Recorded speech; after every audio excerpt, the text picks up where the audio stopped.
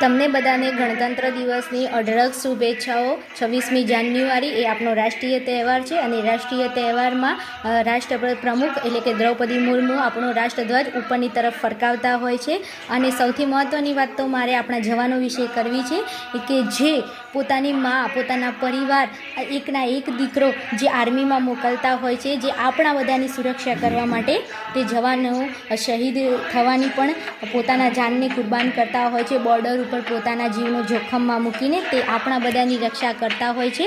એ જવાનો માટે આ રાષ્ટ્રીય તહેવાર 26મી જાન્યુઆરી, 15મી ઓગસ્ટ તે એમના માટે ખૂબ મહત્ત્વના દિવસો હોય છે। દિવાળી, ઉત્તરાયણ જેવા આપણે ઘણા બધા તહેવારો ઉજવતા હોય છે, પરંતુ એ જવાનો, એ આર્મીવાળા લોકો માટે આ 26મી જાન્યુઆરી એટલે કે ગણતંત્ર દિવસ એમના માટે એક મહત્ત્વનો દિવસ હોય છે। ભારત માતા હંમેશા જવાનોની રક્ષા કરતા રહે અને એમનું જીવન ખૂબ લાંબુ રહે, હંમેશા એમના પડખે ઊભા રહે અને હંમેશા એમની રક્ષા કરે તેવી માતા ભારતને આપણે આ દિવસે પ્રાર્થના કરીશું અને એ જવાનો હંમેશા આપણી રક્ષા કરતા રહે। આવી જ રીતે એમનું બલિદાનની એમને ભોગ ના બને અને હંમેશા પોતાના જીવનમાં ખૂબ આગળ વધે। એકના એક મા પોતાના દીકરાને બોર્ડર ઉપર મોકલતા હોય છે, પોતાના કાળજાને કઠણ કરીને પોતાના દીકરાને એ બોર્ડર ઉપર મોકલતી હોય છે।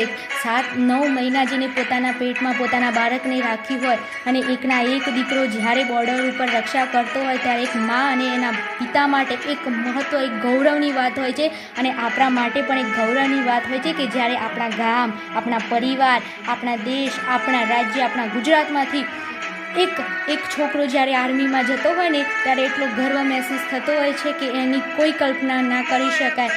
આ દિવસે આપણા ગામમાં, આપણા પરિવારજનોમાં જ્યારે આર્મીવાળા મળતા હોય ત્યારે એમને સલ્યુટ કરવું જોઈએ અને હંમેશા એ લોકો માટે પ્રાર્થના કરવી જોઈએ કે ભારત માતા હંમેશા એમની રક્ષા કરે, એમના પડખે ઊભા રહે। અને આ દિવસે હું બસ એટલું જ કહીશ કે જવાનો હંમેશા બોર્ડર ઉપર હસતા ખેલતા અને આપણી રક્ષા કરતા રહીએ, જ્યાં પણ રહે એમનું જીવન હંમેશા લાંબુ રહે, એમની જે પણ ઈચ્છા હોય માતા ભારત માતા પૂરી કરે અને ભગવાન હંમેશા એમનું લાંબુ આયુષ્ય બનાવતા રહે અને એમના મા બાપને એમના એકના એક દીકરો જ્યારે બોર્ડર ઉપર મોકલ્યો હોય ત્યારે એમને ખૂબ દુઃખ સહન કરીને ત્યાં મોકલ્યો હોય અને એમને ગર્વ મહેસૂસ કરાવતા રહે, ખૂબ આગળ વધે, ખૂબ પ્રગતિ કરે પોતાના જીવનમાં અને દુનિયાની બધી જ ખુશી એમના ખોરામાં પડે એવી આપણે પ્રભુને પ્રાર્થના કરીએ છીએ। જેટલા પણ મારા મિત્રો છે જે આર્મીમાં અત્યારે જોઈન થઈ ગયા છે, કે જે મારા જોડે ભણતા હતા, એ બધા જ લોકો આર્મીમાં લાગી ગયા છે, એ બધાને હું કોંગ્રેચ્યુલેશન્સ કહું છું, કેમ કે તમે બધા તમારું નામ નહીં પણ સાથે સાથે અમારું પણ નામ આગળ વધાર્યું છે, કેમ કે બોર્ડર ઉપર આગળ જઈને ભારત માતામાં સાથે અમારી રક્ષા કરવી એક મહત્ત્વનું કાર્ય છે। તમે બધા હંમેશા બોર્ડર ઉપર હસતા ખીલતા રહો અને ભારત માતા તમારું આયુષ્ય લાંબુ રાખે તેવી પ્રભુને પ્રાર્થના।